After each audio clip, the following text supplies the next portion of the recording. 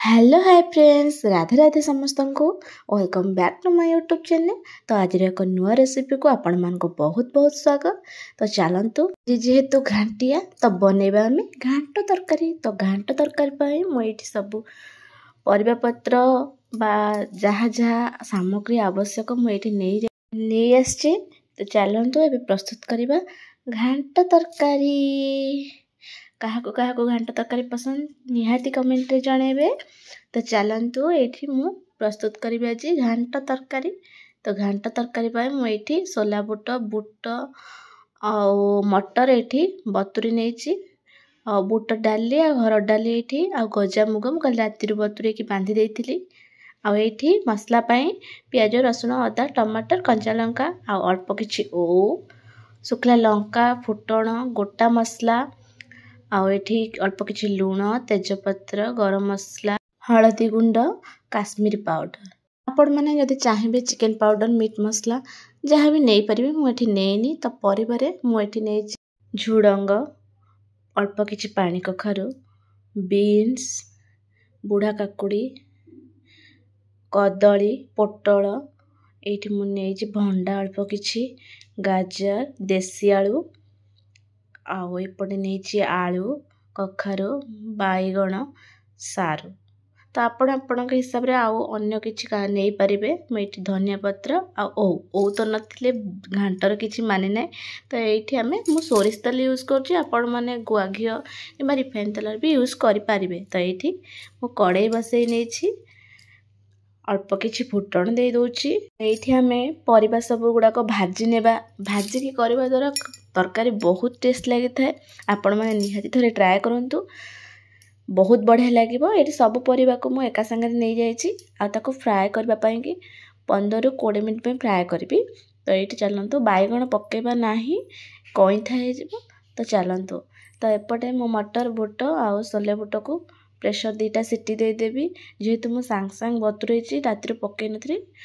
तो सीटी देदेबा हलदी गुंड और लुण अल्प किछि दे 2टा सीटी छाड़देबा। तो एपटे देखी पारे परिबा सीझी आसलानी आ भाजी भी हो गलानी। तो ये ओ अल्प किछि देदेवी। ओ जेहेतु लालुआ तार थाए अंश तो से ओटा को भी टिके फ्राए करने तरकारी लालुआ भी लगे ना। तो चलतु एबे नेक्स्ट प्रोसेस को जीवा। तो ये परिबा जेहेतु भाजी गला डाली आ जो बुट को बतुरे रखी सीटी देवे ना। यह फुटिला भितर सीझीज आप सीटी देले से फिटिज। तो ये मु मटर बुट जो सीझे भी पकईकि 10 मिनिट भाजी नेबा। तापर ये आम मसला प्रस्तुत करवा। मुझे गरम मसला आपड़ किना पाउडर नौथे मुझे गोटा गरम मसला भाजिकी ताकू गुंड करे सेटा बहुत बढ़िया टेस्ट लगे। मैंने निहाती थरे एमती करके देखंतु। तो चलतु नेक्स्ट प्रोसेस को जीवा। तो ये आम तरकारी पे मसला प्रस्तुत करवा। अल्प किछि तेल ततेकी नहीं जाइछि शुखला लंका 2टी तेजपत्र तो देकी ये कड़ा करके भाजी देला परे अदा रसुण पेस्ट जो रखी आम ताको टिके देकी टिके मसला को फुटिया कि 5 मिनिट छाड़देबा। मसला फुटला परे ही आपण सब प्रकार गुंड पकई पारे। मुझे लुण अल्प किछि हलदी गुंड काश्मीर पाउडर आ सब जो गुंड नहीं सब पकईकि 5 मिनिट कि आसवाई छाड़देबा। एपटे देखिपे मसला हो आसलानी। तो मु 5 ରୁ 10 मिनिट एक्चुअली मु छाड़ी मसलाटा जिते कषिबे तरकारीटा सेते टेस्ट आसीबो। तो ये मसला हो गला पर एपटे भी मोर परिबा मटर बुट सब फ्राए हो गलानी। आम ए मसला देकी 15 ରୁ 20 मिनिट ताको ए पुणी थे आम कषिबा द्वारा कौन हो ना परिबा मसलार कॉम्बिनेशन ही तरकारीटा आहरी टेस्ट लगे। ये सांग मैंने देखिपे परिबा मसला कषि हो आसलानी।